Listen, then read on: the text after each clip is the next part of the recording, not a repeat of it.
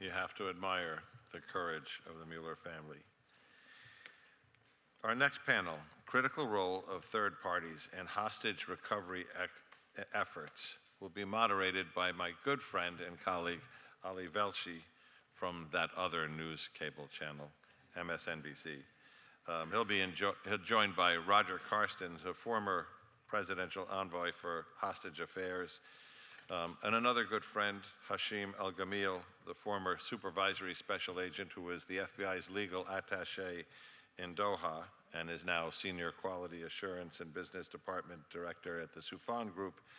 Miss Diane Foley, mother of James Foley, taken hostage and murdered by ISIS, and president and founder of the James W. Foley Legacy Foundation. And another old friend of mine from what is, I think, the longest running US held hostage in history, Sarah Moriarty, the daughter of Robert Bob Levinson, a former FBI agent who was captured by Iran while working on a case for the CIA. Let's welcome our panel.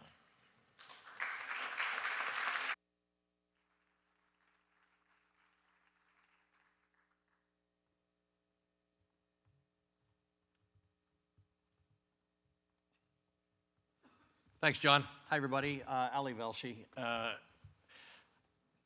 That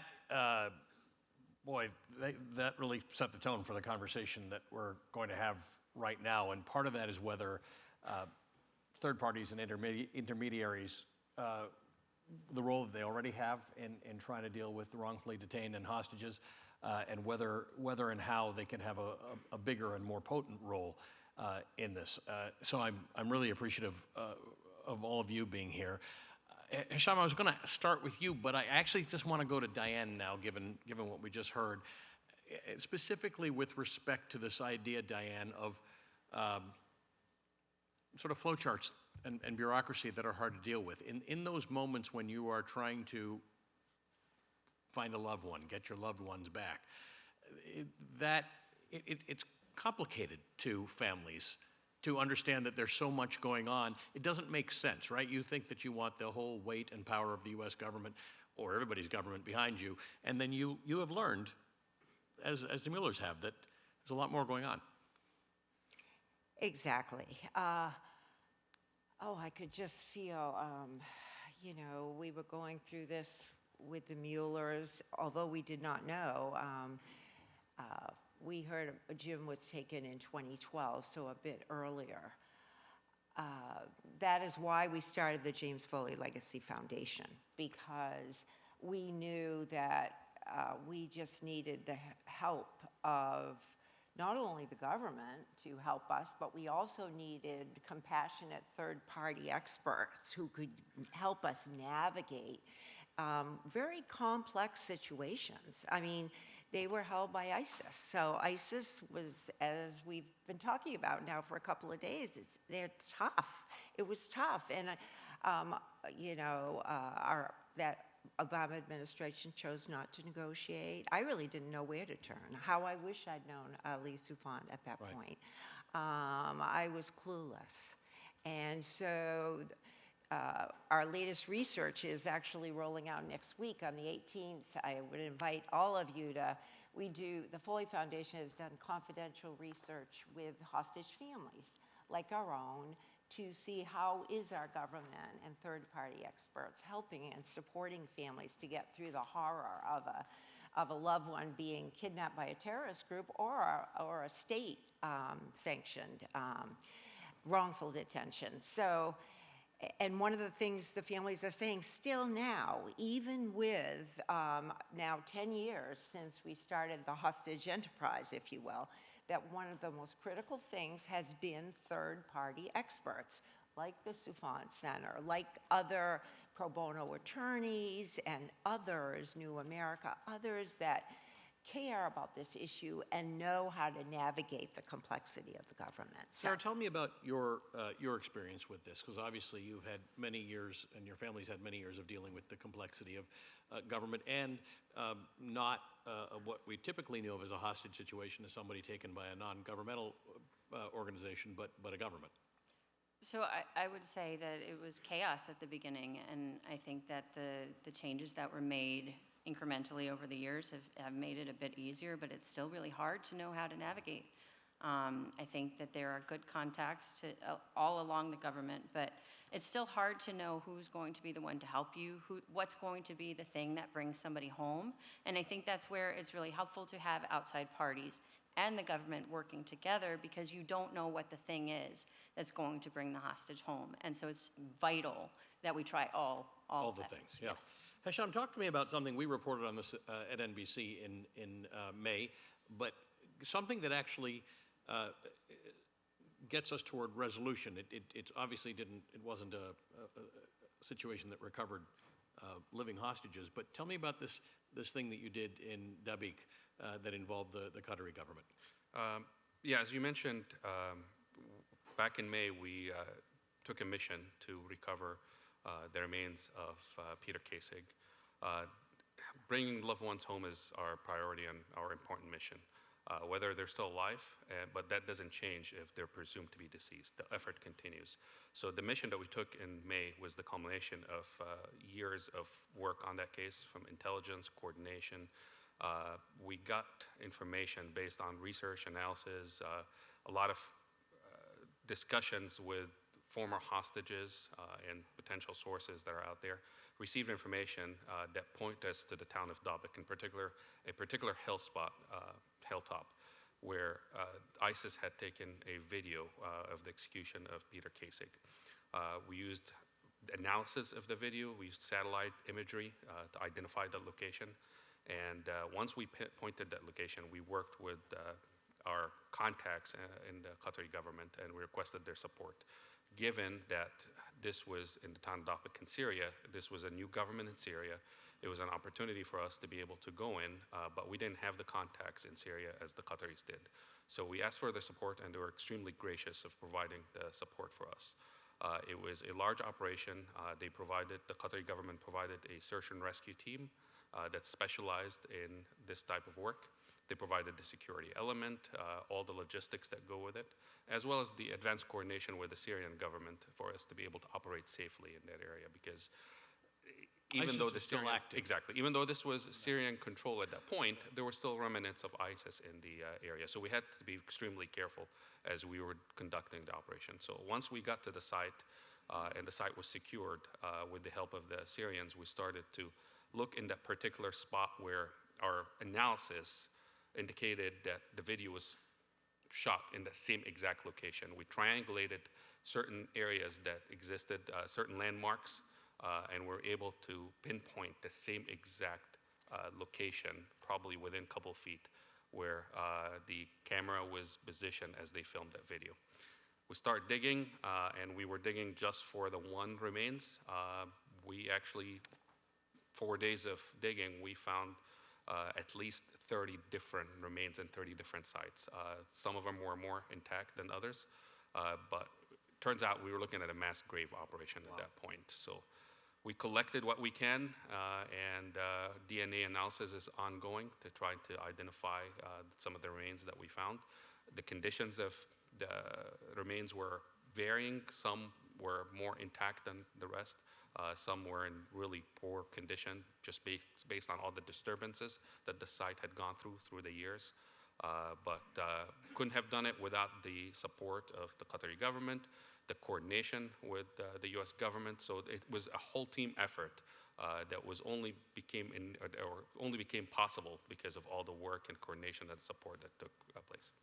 Roger, we've talked about this before, the recurring theme that when someone is trying to get a loved one released or get their remains, the complexity that they face is not the stuff you think about, the details. And you were trying and streamline this whole thing. Given that that chart that we just saw, are we more streamlined than that now, or does the use of these third parties and intermediaries help cut through some of the red tape? So, Ali, we've become so much better, and we have streamlined so many things, and yet, as Sarah and I were once talking, in a way, it doesn't matter. No matter how good the government gets, how much we evolve, there are always going to be these gaps and seams that the U.S. government's not going to be able to solve or adapt to in time. And it's not just because the hostage takers are adapting. That is true, they are. But they're just things that we're not going to be able to move as fast at. A good example is if you take a look at a hostage situation, or maybe the whole process writ large, you have returns, you have remains recovery, you have policy, you have advocacy, you have supporting families, you have supporting returnees that come home. You have all these different facets. You have legislative affairs, policy development, and there are things that the U.S. government's never going to be good at or too fast at. A good example is there are areas where the U.S. government said, we have primacy, we have a plan, we're moving ahead. That might be Russia, China, and Iran. But we're not doing well in Burma. So we might turn to the Richardson Center, which has now become Global Reach. You might turn out to the Soufan Group and say, look, we have no play in Syria. Is there a way that you can help us in this area? You might turn to Diane Foley and just hint that it would be nice if the legislation went in this direction so that we could advance the process. You might go to Hostage US when a person comes home in order to make sure they receive the care that they need. But the bottom line is that the government has become so much better at this, so much centralized to a point that you just really can't believe over the last few years. And yet, no matter what, there are always going to be important roles for third-party intermediaries, everywhere from returning a hostage all the way down to taking care of the family members, all the way down to creating the policies that we need to keep evolving. Sarah, talk to me about, before we talk about this executive order that was just signed, talk to me about your particular experience and how you've tried to use third parties.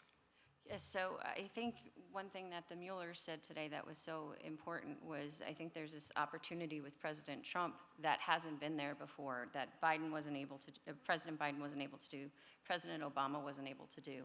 And I think that working with these third-party intermediaries, you're able to see more of that progress. So in my father's case, for example, I believe there's actionable intelligence that could be acted on tomorrow if this government were to be willing to do so. We've worked with the Soufan Group to try to take action on it in the past. President Biden failed on that. And I think that President Trump, if he was willing, could take immediate action to move it forward tomorrow. And I hope, please, please, please, that they do so. What's the distinction between this order and one that was signed a few years ago? The executive order? Yeah. So the executive order that just came out Friday is huge. It's actually landmark, if you will. It actually creates the state sponsor of wrongful detention designation. So much like the Mount Rushmore panel was talking about earlier with the state sponsor of terrorism, this is specifically targeted for countries that take people hostage, especially as political leverage, but for various reasons, if they're a sponsor in a different country, we can also enact specific punishments. We can put them on this list to say, these are the state sponsors of wrongful detention, and here are the repercussions for being that. And we can also use it as a carrot to say, you don't want to be on this list because bad things are going to happen. We can take away aid. We can increase sanctions on you. We can put travel restrictions on your country. So when we look at places like Iran, Venezuela, Russia, China, Afghanistan, they are on notice now. You better release the Americans that you're holding this very minute, or these things are coming, and they're coming soon. Diane, since Jim was taken, the world has changed in that most people who are what we used to think of as hostages are now wrongfully detained by state sponsors. Tell me what your sense of this shift has been. Is it going to be meaningful in getting people released, do you think? Well, Ali, to be honest, our research is showing more and more that it's other nation states, Yes. As Sarah's alluded, that are actually taking our people. You know, it's Iran, China, Russia, Venezuela. And to me, that makes it much more politically complicated, because then to bring a person home often interferes with our foreign policy. That our foreign policy may be wanting to be friendly with this government, and so if they've taken one of our people, it can be very problematic. Or the opposite, like if they're an enemy, it just adds to the problem. So that is why one of the things the Foley Foundation would like to see the Trump administration do is a comprehensive review of the current hostage enterprise, because it's much more complex than when it was first started in 2015, when it was just focused on hostages from terrorist groups, if you will. Now, so many Americans are being wrongfully detained by nations we have to deal with the complexity of all that foreign policy.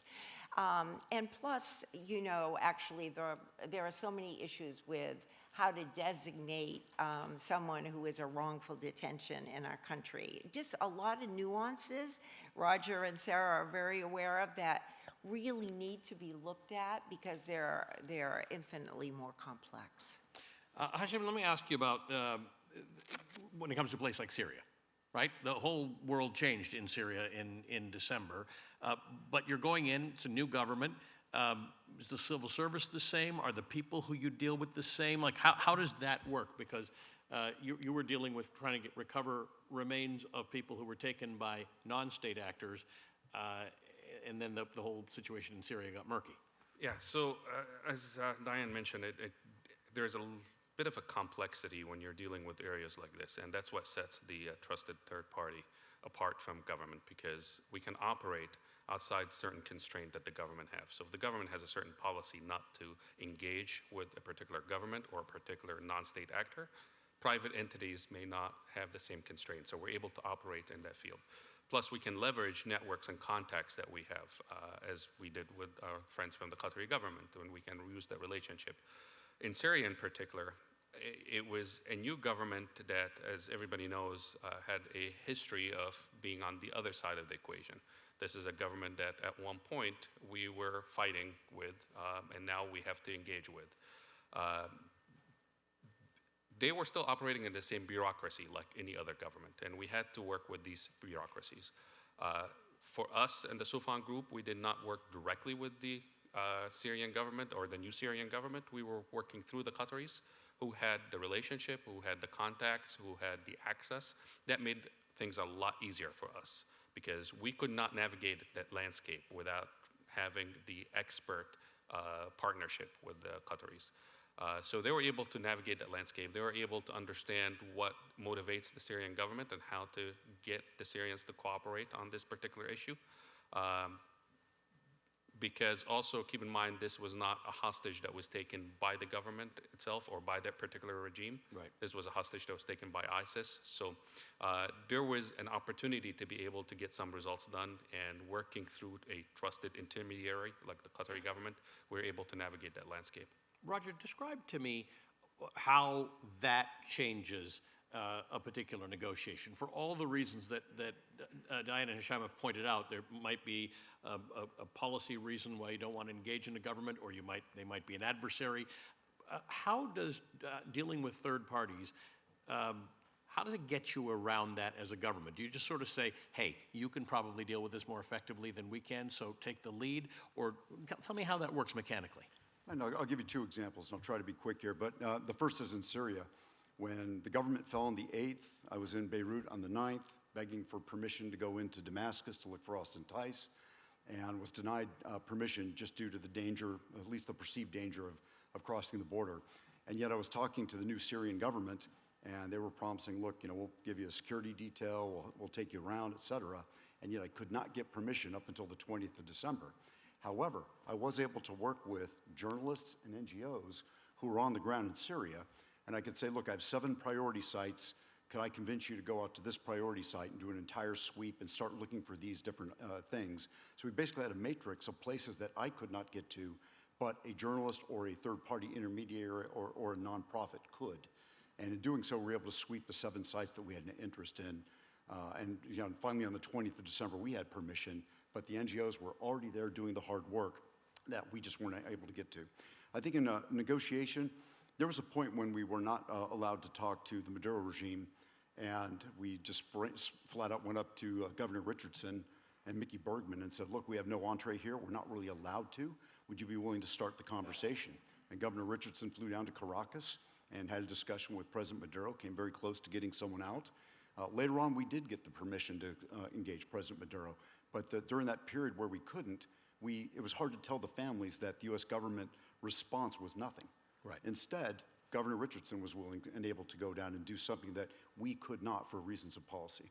Right, and Sarah, that is the universal frustration of anyone who's had a family member wrongfully detained or taken hostage. This concept of somebody can look like they're doing something and there's forward momentum, but in many cases they've had the feeling that it feels stuck in bureaucracy. Yes, and I think that's where trusted third parties, and I think that we have to be Yes. emphasized Right, it's not trusted everybody. third parties. Yeah. Yes, because you get one random lawyer who thinks that they're going to Yes. be a trusted. We're talking trusted. I think that they are an essential piece to move that friction within the government of creating, like, having this partnership, but also creating that sense of urgency of nothing's moving right now, but you know that Mickey Richardson might be doing something. So now it creates like a slight competition of the government also wants to be acting. So it creates a natural friction that drives action, that actually benefits the family to see their loved one come home because of that good friction that's created. But I also think it's really important that the credit is shared, because I think that's where we've gotten stuck in the past, is a bit of ego and a bit of, we want the credit for this person having returned home. I don't think we're necessarily seeing that. I think even Elizabeth Zirkov, who came home yesterday, I don't think we're seeing that power struggle there. I think we're seeing mutual credit of, we're working together to bring this person home. And I Diane, think we need to see more of that. Thank you. Diane, give me some sense of what this evolution into using trusted third parties, in other words, governments feeling less constrained by their own bureaucracies in the pursuit of getting the wrongfully detained and hostages released. Does your research indicate what effect that has on the other side in terms of people taking hostages, particularly states? In other words, is there more value or less value? You and I were talking about this earlier, right? That we're in this weird world where we're all valuable all of a sudden if somebody wants to change policy. Well, that's the part that's frightening.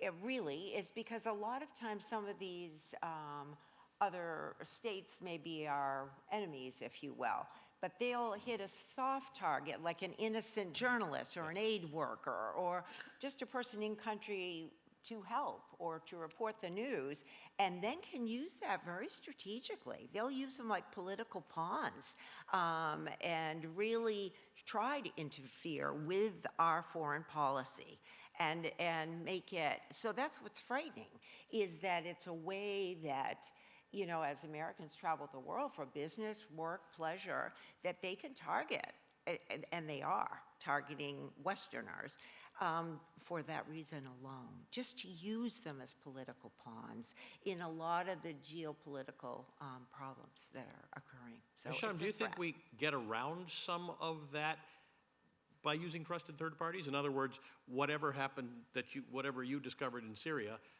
is a little more loosely connected to the U.S. government than in previous years would have been. I think so, absolutely. So one of the things with the trusted third party is the ability to build the relationship and network and contacts. Those networks and contacts last for a very long time, unlike with the US government in particular, where at any given point, you're looking at a 4-year, maybe 8-year experience level before people change administrations. That's from an administration wise, but even those working cases, it may be 1 year, 2 years before they get promoted and move on. So the continuity and the expertise gets lost. With a trusted third party, you have individuals that have a lot of experience in the geopolitical environment, in the geographic environment, in the culture. That experience lasts a very long time, and they leverage that experience to build networks, and those networks, they come in handy when a situation takes place, whether it's with a governmental or a state-sponsored actor behind the hostage taking, or even a non-state sponsored actor, and you leverage those networks to be dealing with a trusted and reliable, credible entity, private entity, rather than an official government where now you're making a list of political demands. So that changes the dynamic and changes the negotiation. Sarah, one of the things that Diane was talking about is that this conference has so many remarkably interesting topics that over the years, hostages and wrongfully detained have been a bigger issue or a smaller issue as time goes on. How do we all move forward, keeping in mind that for Diane, for the Muellers, for people like you, it never goes away? How do we keep that sort of front of mind? Well, I think the easy answer is I've been watching this for 18 years since my father was taken, and it's not going away, right? I think we had a huge first step last week with this executive order, but to take, you kind of bucketed it. I've been bucketing it ever since I've been thinking about it. There's the awareness bucket of how do we make Americans aware of how dangerous it is to go to some of these countries. I think there's 21 countries on the do not travel list from the State Department right now. How do we make people aware? And I think media can help with that a bit by giving more attention to these stories and bringing that voice forward. We've got recovery. How do we bring people home? Roger did an amazing job. I'm just going to give him a shout out of bringing so many people home. But how do we bring the remains of people home? How do we keep bringing the 25, 30, 40, whatever the number is that are right now being held home? Support, how do we continue to support the families? That the policy issues continue. So support, how do we support the families? How do we support the people when they come home? We're giving them like a packet of crackers and saying, welcome back to America. How do we actually help them get back on their feet? Deterrence, I think we took the first step. Justice, how do we bring justice to the so many victims of this that we've seen over the years? These are so many issues that are going to continue, and when we don't do anything about these issues, it just perpetuates. So we have to focus on all of these areas, and until we resolve all of these areas, we're not making progress. You made reference to the number. I think, Diane, as of your last report, 45 wrongfully detained, 9 hostages in 17 countries. Does that sound about right to you? Yes, yes. And I think you're making an incredibly important point, Sarah. I just think that's why this coming together is so important. I think it's easy for us to, not keep focused on keeping us safe, and the threat that's out there from terrorist groups is only building, as we've discussed, in Africa. So even though now it seems to be mostly nation states taking our people, but I think we're targets in a lot of areas. And I think, as Sarah says, we need to increase the awareness and stay really focused on keeping our nation secure in this regard. We got to keep our eyes on the ball, because it's, we see it escalating in many ways, currently with nation states targeting our citizens, but I think it's only time with it that some of these terrorist groups will be doing the same thing. So it's a frightening time in many ways. So we've got to get better at it. Yeah. So how, Roger, do you prevent the integration of trusted third parties from ending up with, from those trusted third parties ending up with a flowchart that looks more like the government? In other words, I get the point. Government is government. It's big. It's a little unwieldy. You're using trusted third parties to try and get into the express lane. How do you make sure, as you're using the trusted third parties more, that they don't become bigger, more bureaucratic, more bloated, more associated perhaps with the U.S. government, all the things that stop the government from being nimble? How do we make sure we're not making a bigger system, but a more effective one? Yeah, I think I'll tell you what I would like to see, and I think we tried to do, and that is the open lines of communication between not only the government and the third-party intermediaries, but also between third-party intermediaries and each other, to where people get a sense of who's doing what. What you don't want to have is everyone trying to do everything. So if there's one nonprofit that did one thing very well, but suddenly it's grown to do 14 things and they're not doing them very well again, you'd like to keep them very focused. And there are certain nonprofits that do this very well, that very well, and that very well. I think that's healthy. And when you set out the matrix of all the things that need to be achieved, you should be able to go and have a great discussion with Diane Foley saying, hey, look, here's where we need help. Can you help us? And then the reverse. Diane can say, here's where you're falling down. The friction that Sarah talked about that's so necessary to keep pushing the government in the right direction.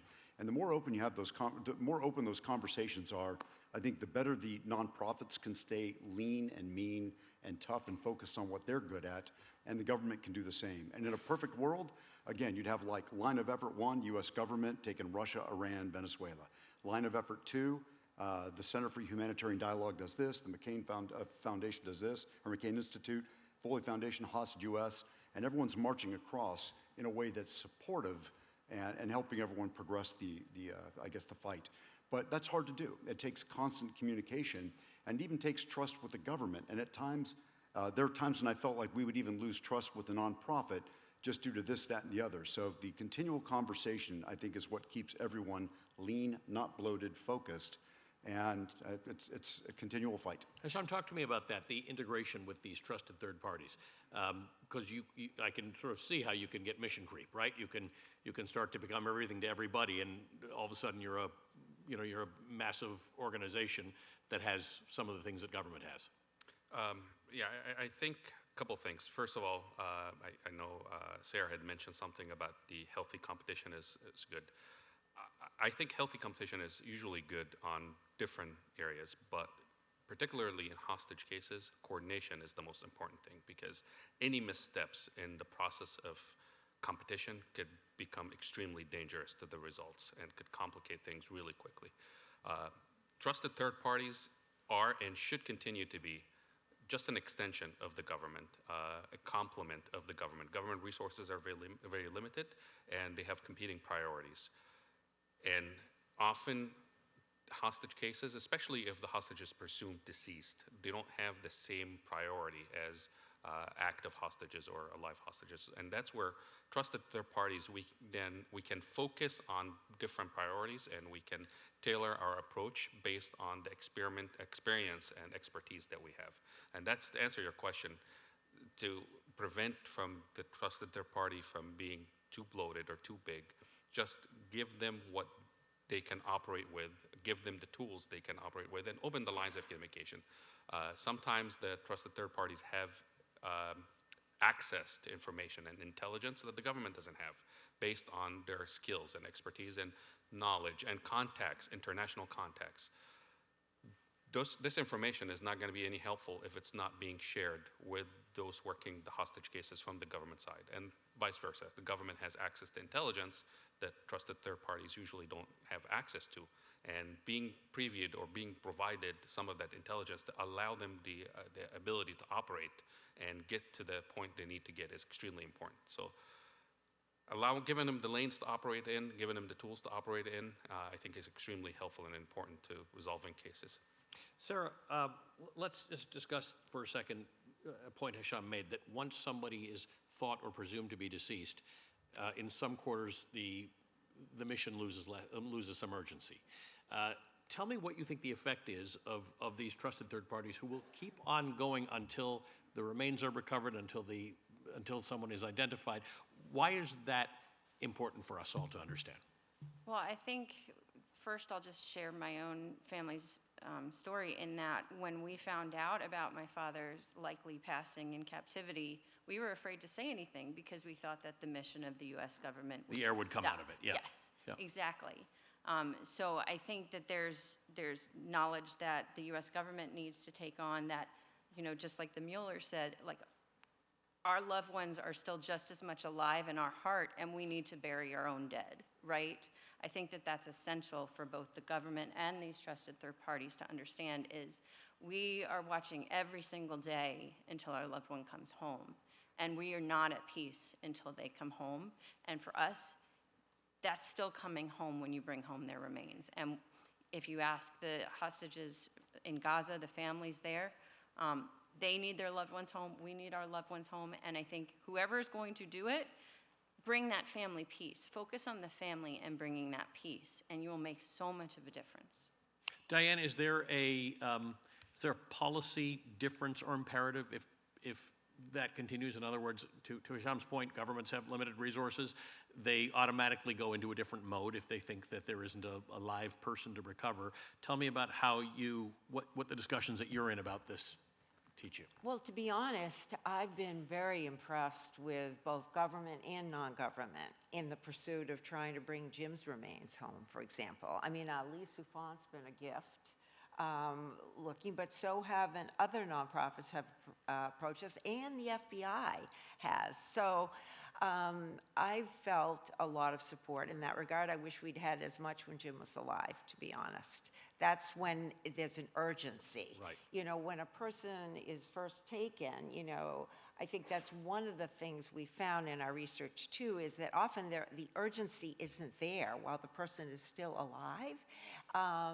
That because of bureaucracy, because of lack of enough trusted third parties, that often it takes a lot of time to get things in motion to actually free someone, it's often too late. Yeah. And we've seen that in Gaza, we've seen it in other places. But I've been blessed with a lot of support. Roger, can you talk to me about something the Muellers were talking about, and that is what is the effective use of media in this? And I don't mean use because as a tool, but what actually can happen? Because I think the media would be a willing participant in this if they knew what right looked like. Yeah, I think it cuts both ways, but I'd say always err on letting the media do what the media does. You know, families would come up to us and say, you know, we have a chance to talk to CNN or MSNBC or pick your network, your fine network. Should we? And the answer was, you need to do what you need to do. You know, and if we think it's actually going to screw up a negotiation, I'll just flat out tell you. And in doing the job for 5 years, there were only 2 times when I went to someone and said, could you hold off for a few weeks? Because it might actually mess something up that's in progress. But the bazillion other times I said, yeah, you should talk to the media. Well, isn't it going to make your job harder? It doesn't matter. I'm the US government. You make it hard. My job's to still work with it. You cannot tell a family to stay away from the media if they feel it's going to help bring their loved one home. But there's also like moral injury. If you tell a family, no, you can't go to the media, keep quiet about it, it's going to screw up the negotiation.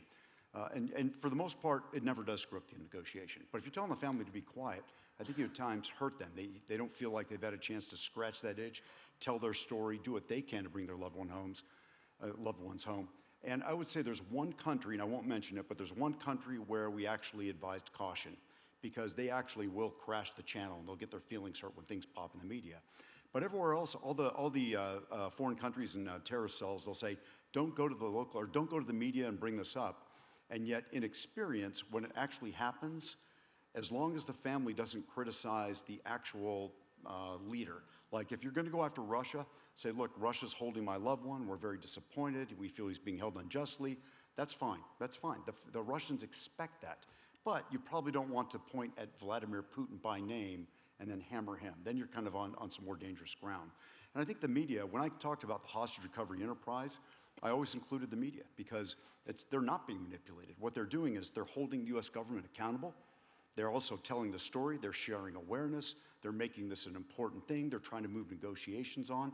I always felt the media was a part of the effort to create awareness, prevention, deterrence, and bringing people home. And that's why we never turn down interviews. You know, if you want to interview us, we're going to take the hard questions because you're a part of this process, even when you're holding us accountable. Sham, you gave NBC some remarkable access to this recent endeavor in Syria in May. I wonder, did you have to think about the benefit versus the cost of doing that? Is there a cost, by the way, to the fact that all of this was publicized and is out there? No, not at all. I mean, this is important event that needed to be documented for the family's sake. That they need to know what all the effort that went in to recover their loved ones. It was pretty specific. I mean, everybody got to see exactly what was going on the ground as you were trying to recover remains. Absolutely.